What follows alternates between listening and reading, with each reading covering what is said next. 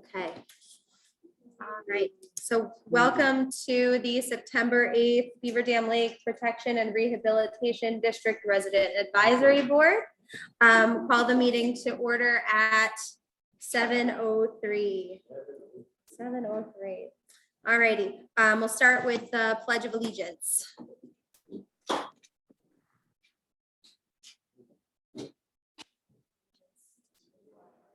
United States of America, and to the republic for which it stands, one nation, under God, indivisible, with liberty and justice for all. Liberal.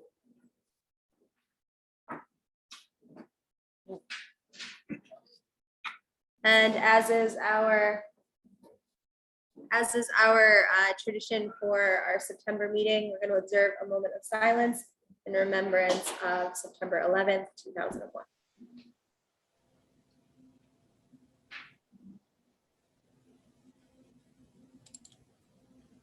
Thank you. And in the same vein, I know that the news has been really complicated recently, and without getting political, I just wanted to share, I know this is the 20th anniversary of September 11th coming up this week, and Afghanistan is in the news quite a bit. And for that reason, I did want to share the number to the Veterans Crisis Hotline, which is 1-800-273-8255, and you press 1, or you can text 838-255, and I'll put that in the chat box as the meeting goes on. So thanks so much. Again, if you're hopping on late, I am just going to mute you. Thanks so much. Okay, can I get a motion to adopt the agenda? Motion second. Kevin. All in favor? Aye. Aye. Opposed?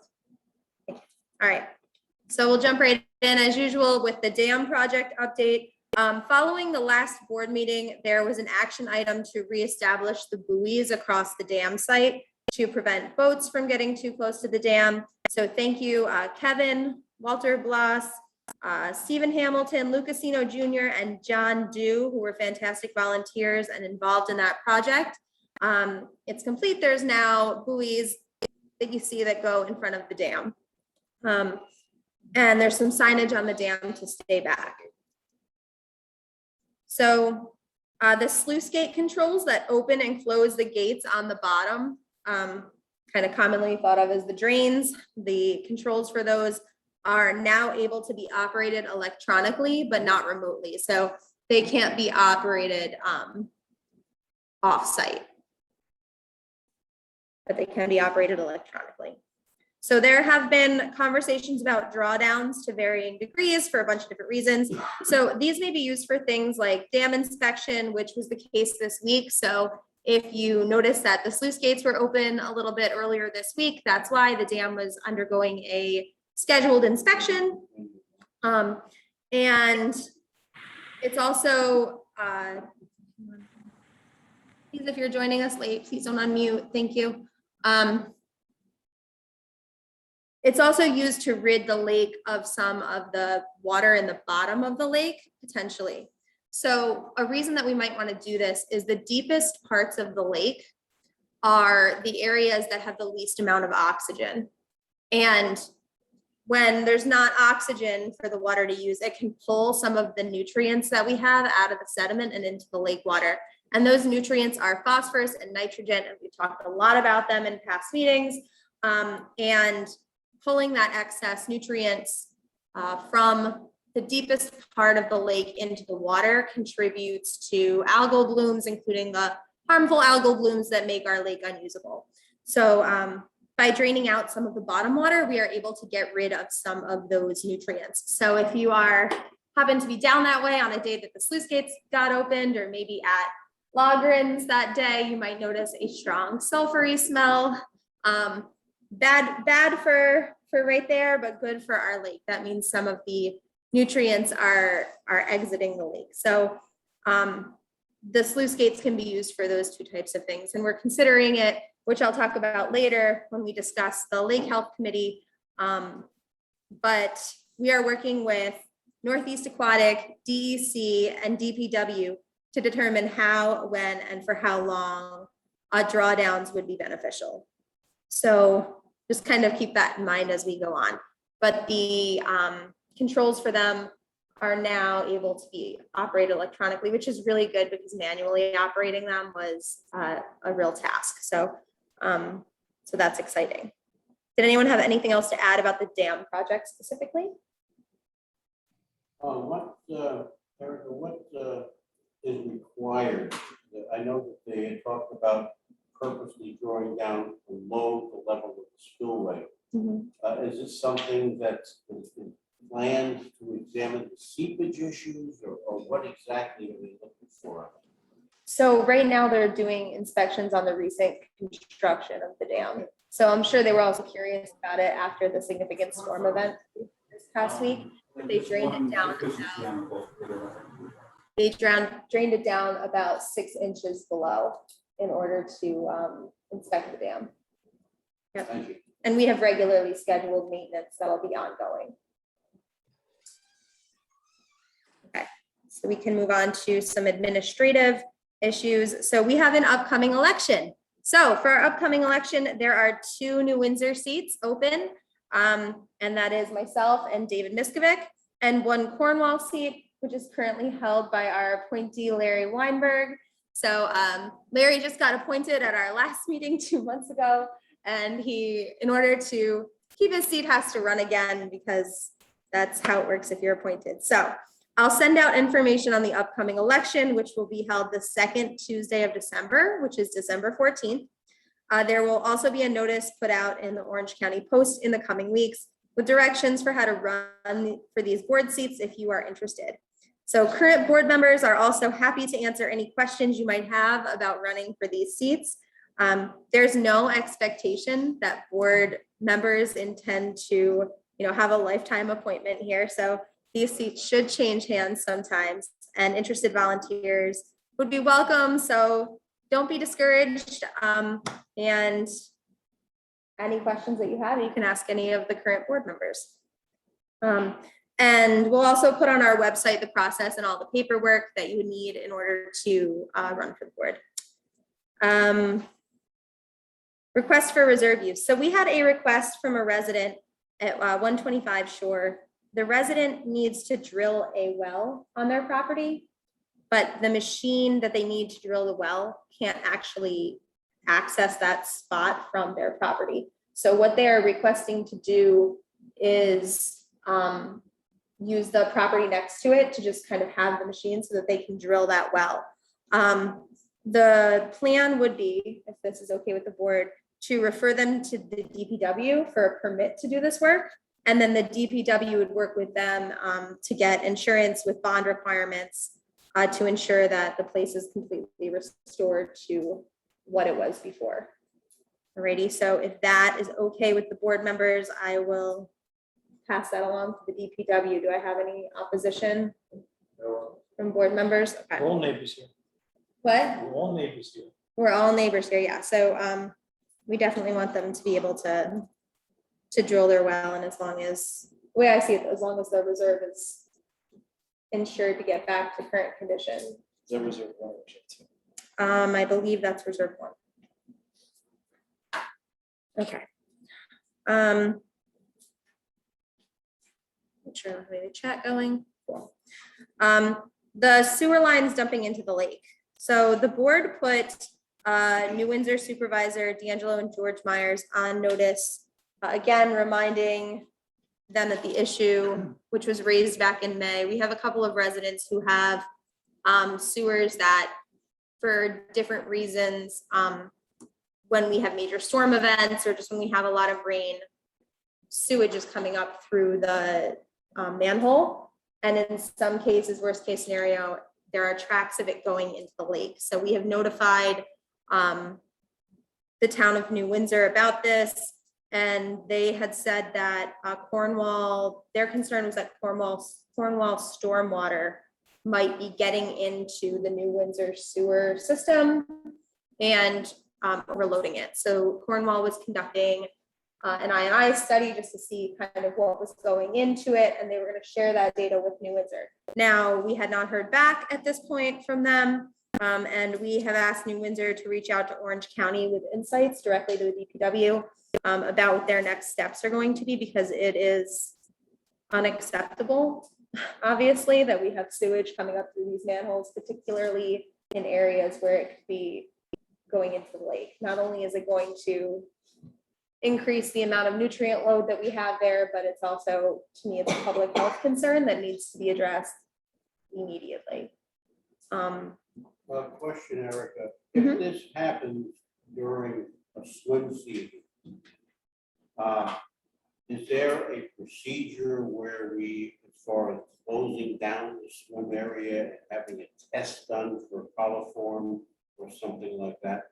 Yeah, so Department of Health is notified if we have things like that proximal to the beach area. They also do periodic inspections of the beach, and that's one of the things that they look for, is any kind of inappropriate wastewater or sewage going into the lake. So Department of Health does have some ways of following up with that. Yeah. Okay. And let's see. And we do know of two of those issues in particular. I know resident Dawn reached out to me, also resident Judy reached out to me. And those are the two issues that I know of. So if you are seeing this happen in other places, please email us at bdlboard@gmail.com and let us know where, and also call the town. The last email that I sent out had the numbers to all 3 towns where you can reach out and directly issue your complaint, but let the board know too, and then we can have your back and help you follow up with some of that stuff. And we can also kind of keep an idea of where the problems are. Okay. Reminder, after the amazing influx of water that we had with the recent storm event, stay away from the dam. Like, just in general, it's a good practice. Please stay away from the dam. The buoys are there now. Certainly during flooding events, the current is really strong. And you or your belongings can easily get swept over the spillway. Obviously, resident safety is incredibly important to us, but we also just paid a lot of money for a beautiful new structure, and we don't want to see that structure damaged. Gosh, we don't want to see that structure damaged, and we don't want to see anybody get hurt. So stay away from the dam, especially during times where the current might be stronger, when we get a big influx of water. Any concerns or comments about that?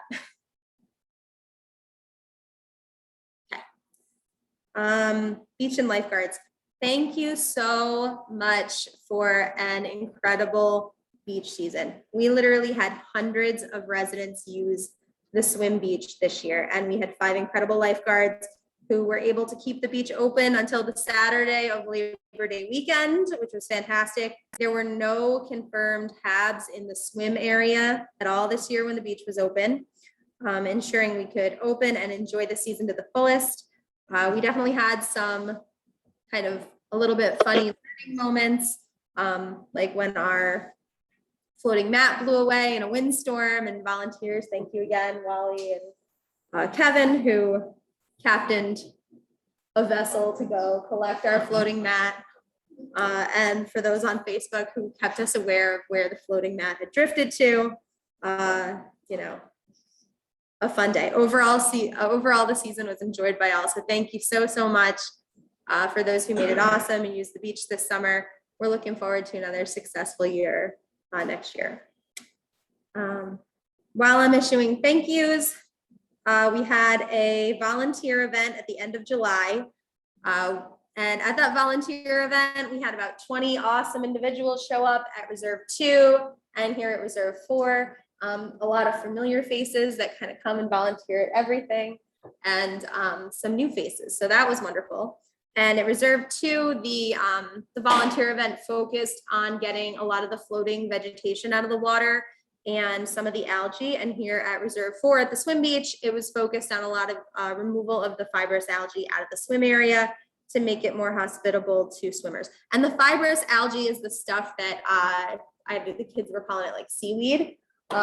So we raked a lot of muck that day. It was, really fun and exciting. And then Rosini Landscaping was able to remove the debris and make those areas more comfortable for recreation again. So thank you to people that came out and volunteered their time on a Saturday morning to help us with that. And the two Reserve 4 and Reserve 2 had, a little team competition going, which was a lot of fun too. So Showing pictures of that, huh?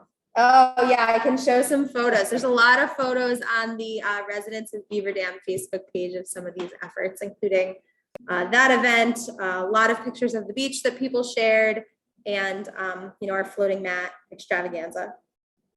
Okay.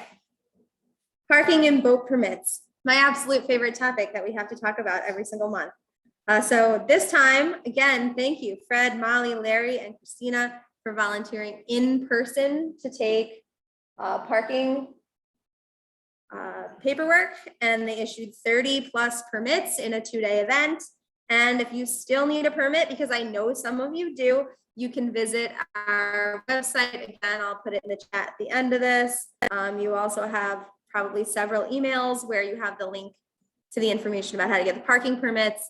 Also, outside the door of the community building, there's a red info box that has those permits in it too.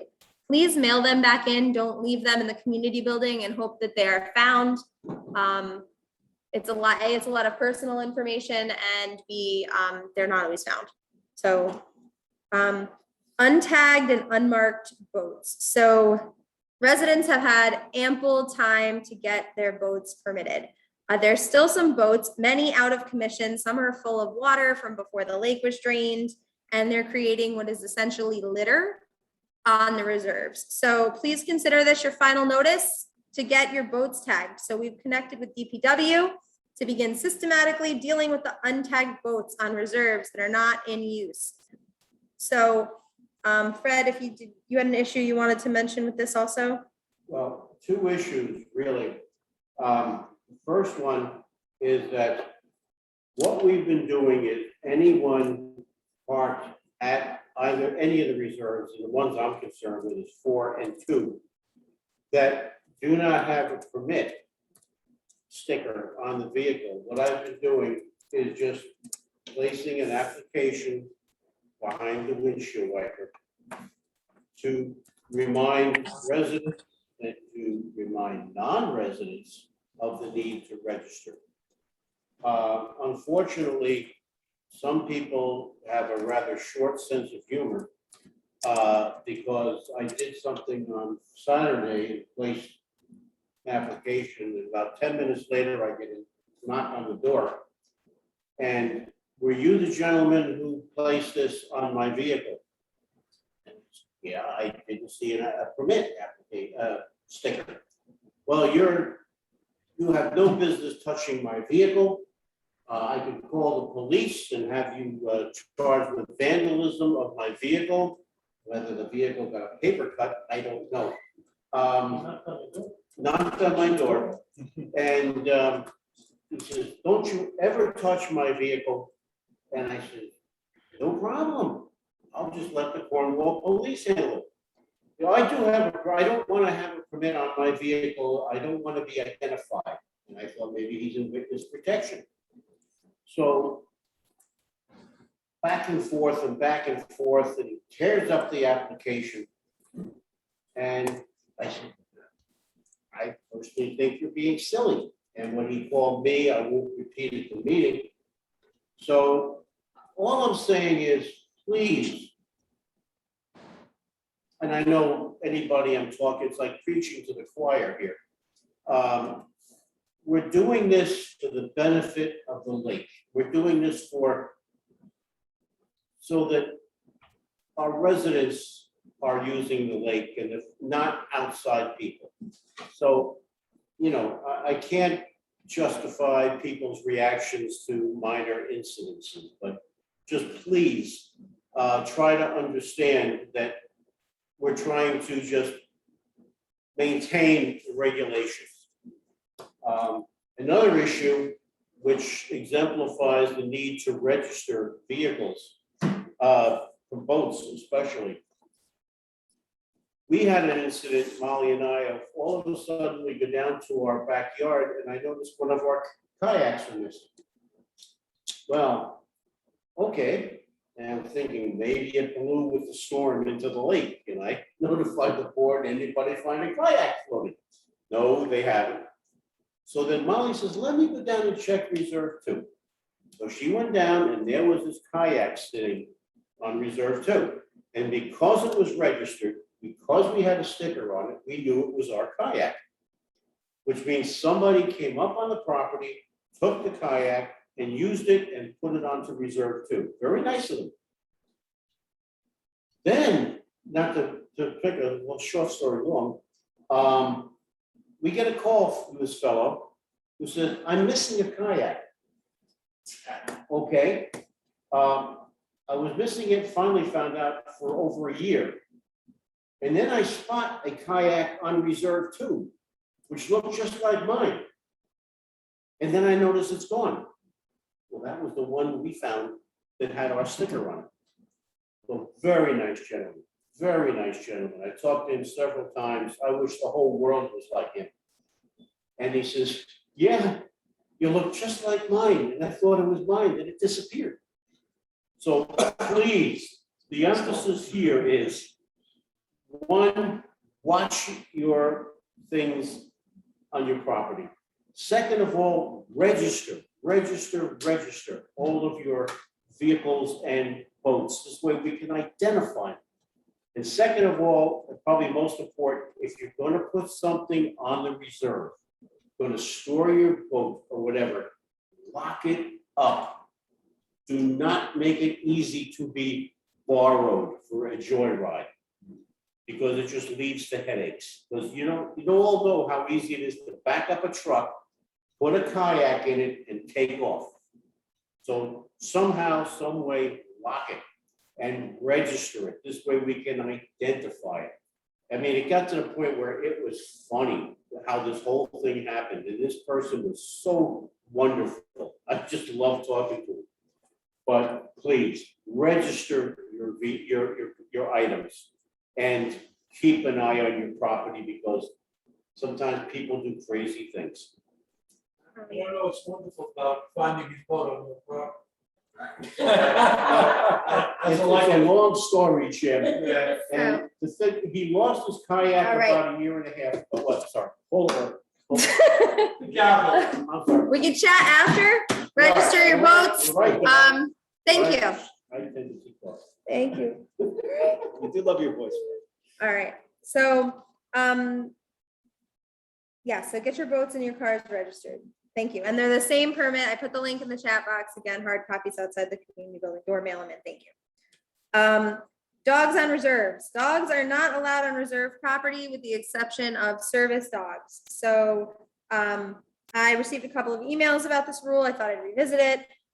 We've also had dog prints on the sand. We've had to clean up after some animals. So local law 8 of 1991, which is a county law, allows for a $500 fine per incident. Reserve 4 is this reserve is monitored with cameras, and it's marked at the signage, or it's marked with signage on every reserve. So there's no excuse. So please, unless your dog's a service animal, don't bring them on the reserves. Thank you. Lake Health Committee. So usually Wally Blos is our fantastic Lake Health Committee facilitator, and he reports out on all these issues, but he is not with us tonight. So I am going to do my best to fill in for him. But if you have any questions, I will try to answer them. If I can't, one of us will get back to you within the week. So we'll start with vegetation removal. So the last time we talked about vegetation removal, we were all excited. The contract with Solitude was about to be executed. It was executed.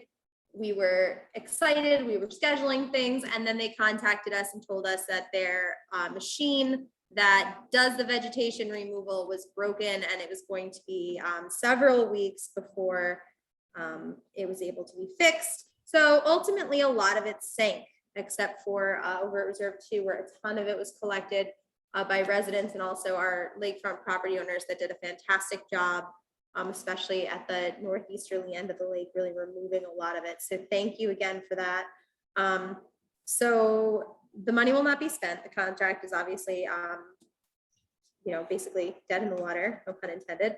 And we were able to get a lot of the floating debris by reserves 2 and 4 out of the water.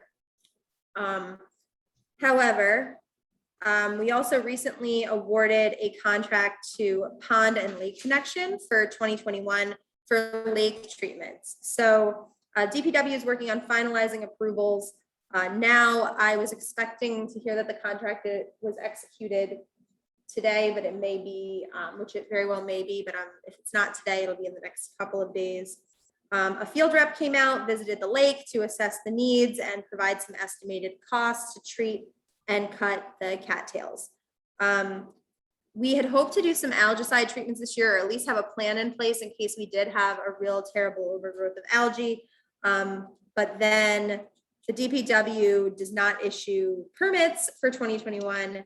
I'm sorry, the DEC couldn't issue us a permit for 2021 because treatments can't be done after Labor Day anyway.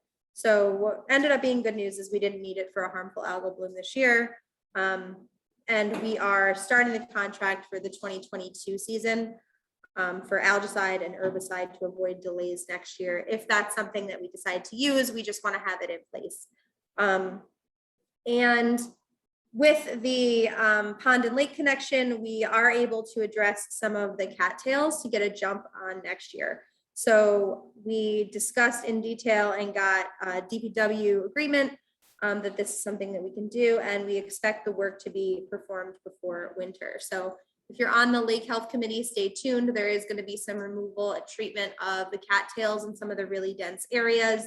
And we had a field visit to kind of identify some of those spaces. So we will get back to you about the date of the next Lake Health Committee and talk specifics about that. But just know that summer reprieve is coming for the cattail issues. I know people have been sending a lot of emails specific to their areas. Something in the chat box. To confirm, we're still good with the orange stickers. Yes, orange stickers are still good. Okay, so that's the lake treatments.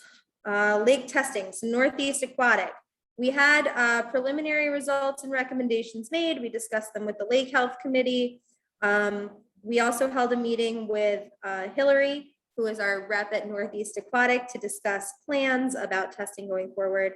The lab where we sent samples has not responded yet to Northeast Aquatic on the analysis to provide results, so we're pushing them.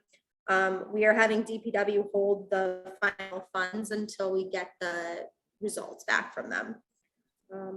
And CSLAP progress continues. Fred, Molly, and Kevin have been sampling regularly, and we're happy to continue to participate in this program. There's 2 remaining tests to be done this year, and that gives us a lot of info about in the deepest part of our lake where the nutrients are, the water clarity, and some of those things. We did the 7 tests, so 1 more to go. 1 more to go. I'm sorry, I misspoke. 1 more to go.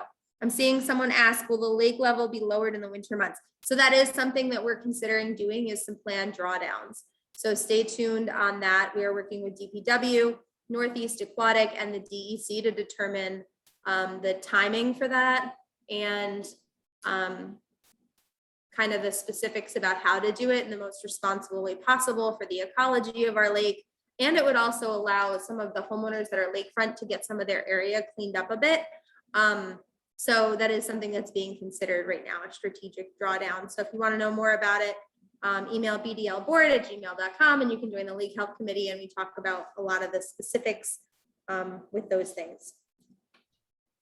Fishery stocking.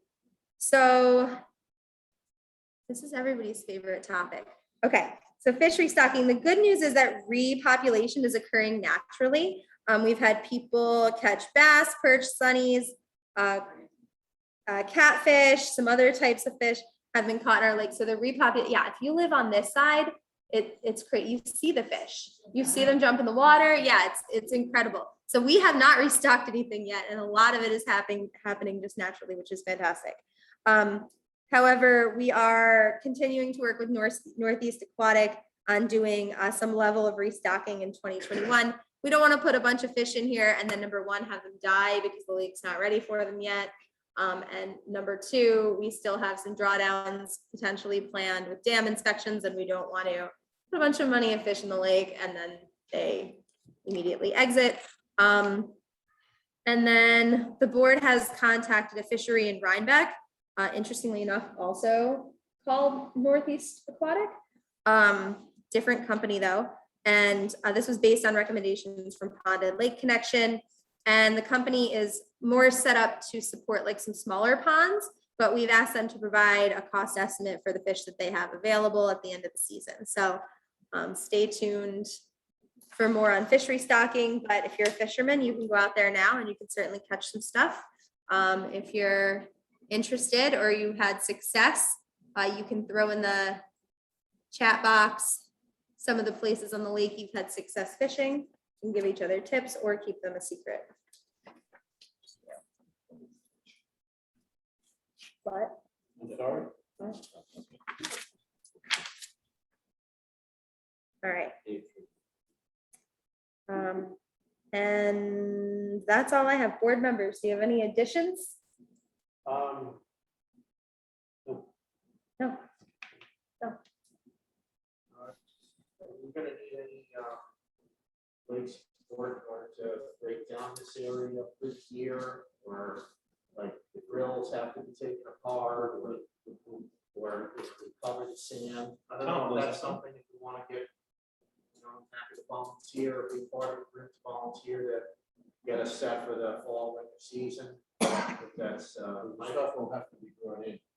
Yeah, we have Tom He who doesn't take in all the floats and everything, does he? All the ropes and everything? We used to have a whole group. we have a wonderful volunteer who lives next door, who actually put all of our buoys out with Tom, and they were able to You said next door. That's good. Okay.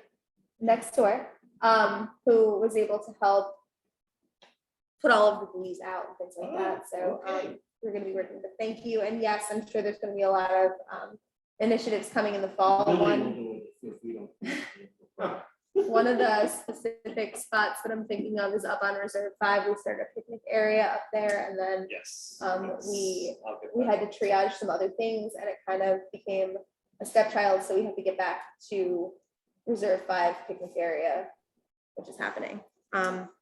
So that's one of the things. And also I am volunteering to take on a Halloween party this year for the kids, COVID permitting. I think we can do something safe and hopefully outdoors for the kids. So stay tuned for dates on that. We always need a ton of volunteers for that. So if you're interested in volunteering at a kid's Halloween party, please let us know. We can always use extra hands for that. Is there currently a plan in place to lower, what's a big one? Okay. Is there currently a plan in place to lower the lake ahead of significant storms? I'm not sure if the board is aware, but during the last storm, the lake level rose 6 inches on the Lake Road Bridge. I don't think we want to deal with Lake Road being closed again. And another concern is that the Salisbury Mills Firehouse as well and homes below the dam are susceptible to flooding in the hours following significant rainfall. So thank you for that comment. And yes, we are working with the DPW. We were asking if that was something that was possible before the last 2 storms. And they came out after the storms to monitor that. And it was not done ahead of time. They did open the gates to do some dam inspection earlier this week, and downstream, they ended up closing the gates pretty quickly because downstream of property took on some water, and they contacted the DPW. So we're going to be definitely looking at that in the future. Every storm event is going to look different. But thank you for that comment. And yes, we're with you on that. Any opportunity also to kind of let a little bit of water out of the lake in that particular spot is beneficial too. So it would be kind of a win-win if we have to do that. Any other board comments? Well, I think Wally brought this up originally, that we're in the anticipation of a major storm. I mean, there's a lot of predictions. I know this one, they predicted over 6 inches of rain, potentially. And I think since we don't have the ability to physically open the gates, it has to be done through DPW. excuse me, that we really need to, I wouldn't say policy, but to work with the DPW to say, okay, X number of inches of rain are predicted. I'd rather err on the side of caution. That yes, now we know the dam can hold it, but to say, all right, it's 4, 5, 6 inches of rain or potential, let's take an advantage of that and lower the level somewhat. And I know we're not physically in control of that, we're only advisory. But if we could work out with Travis or whatever the case may be, that in a prediction of something, we could take a preemptive action to kind of avoid this type of thing. Yeah, I think we would like to do that. And I think actually Larry brought up earlier that, is it something like a board member could do, or is it something that DPW has to do? We did ask about that, and DPW has to be the one to do that. So, but yeah, so that's something that's definitely been discussed and would potentially be beneficial in the future. And we want to keep their focus on that risk and reward. And maybe it is a policy. A policy or a procedure could be set up between us and the DPW to say over a prediction of 4 inches, over a prediction of 3 inches, that a preemptive situation could be established in writing. This is what will happen. Yeah, I think that that's a very good point. We can bring that up with them in the future and ask that question.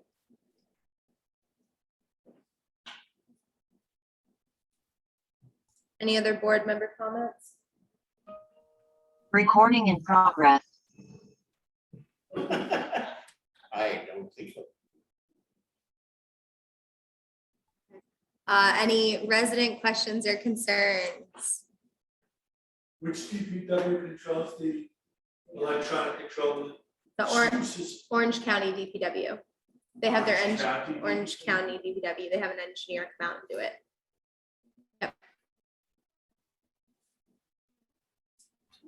Yep, and we have a very good relationship with them. They're quite responsive even on weekends and in storm events, and they've been responsive, but they determined that ahead of the most recent 2 storms, it would not be advantageous to open the gates in advance. So is the boat a total gunner that can read out the reefs that harvest the? Pond and lake connection is able to do some treatment of I cattails. see them with the.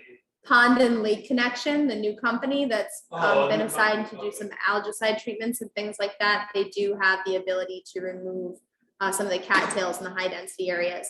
So one of the issues about cattails is that they can actually be really beneficial to the lake also. So we have to strike a balance with residents. We want people to be able to use the lake for recreation, to boat, for its beauty. But cattails also act as a really strong natural filter to keep a lot of the harmful things out of the lake too. So where we can, we'd like to leave them. But certainly we want to make the lake more usable for folks that are especially dealing with the really dense areas right now. Yeah. And what's interesting is the 2 areas that are really dense happen to be where the stormwater flows into the lake at the highest rates. You know, where those areas would benefit from a natural filter. So yeah, to answer your original question, it's been shifted. It's not gone. It just won't be to remove the manual or the floating vegetation that had been on the lake before. Any other resident questions? Allison, the timing of the drawdowns of the lake are crucial to those of us who need to get permits. Yes. So we will, before it snows, is this being considered? Yes, we are working with entities to decide what the best time is. We certainly wouldn't want to, I think the timing, and Wally may walk this back on me, but I think the timing being looked at was early December. We don't want to do it after the lake freezes, certainly. And also it has to be timed with turtles and frogs and things like that, finding their habitats for the winter time too. So we can connect again. Just to clarify about the vegetation, will the residents with lakefront property be responsible for removing it? What specific vegetation? Are you talking about the rooted cattails Nicholas, or are you talking about what vegetation?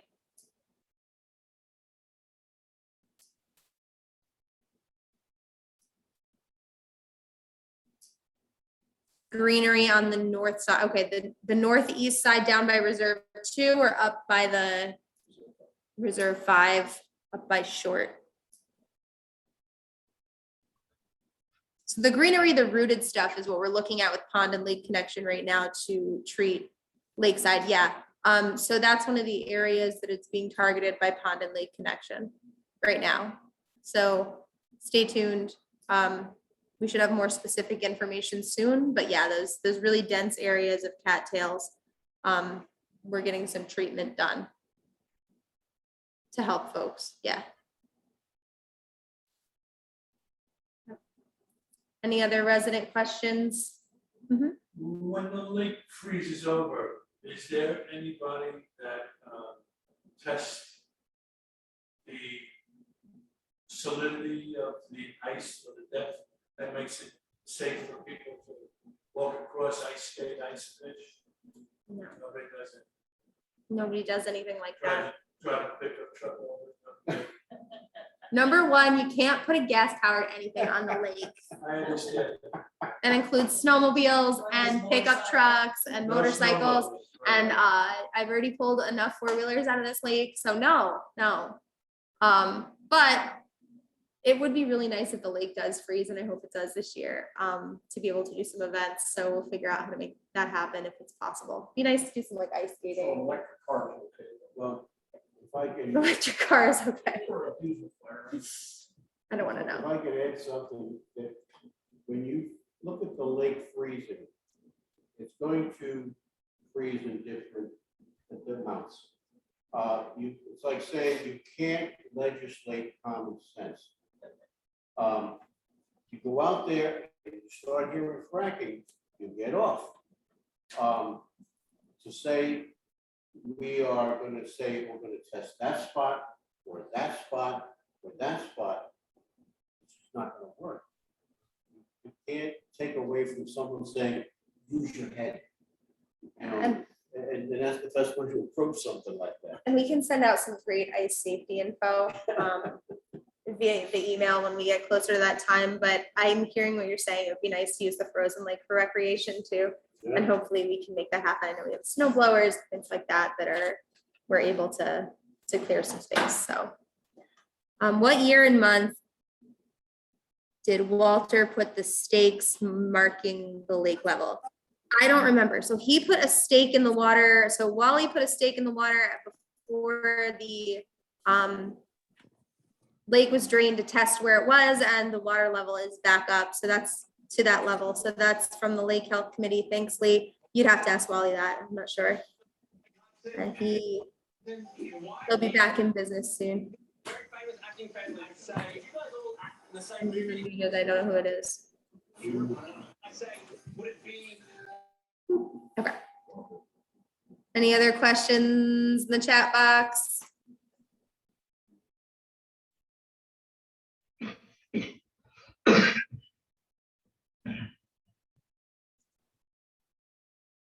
All right. That's all I got. Anything else for the good of the order in the room? Board members? Kevin made a motion to adjourn. Second? All in favor? Aye. Opposed? Awesome. All right. Thank you so much, guys, for tuning in for another month. Appreciate it. And we hope to see you all. Take care. Bye. Bye. Thank you.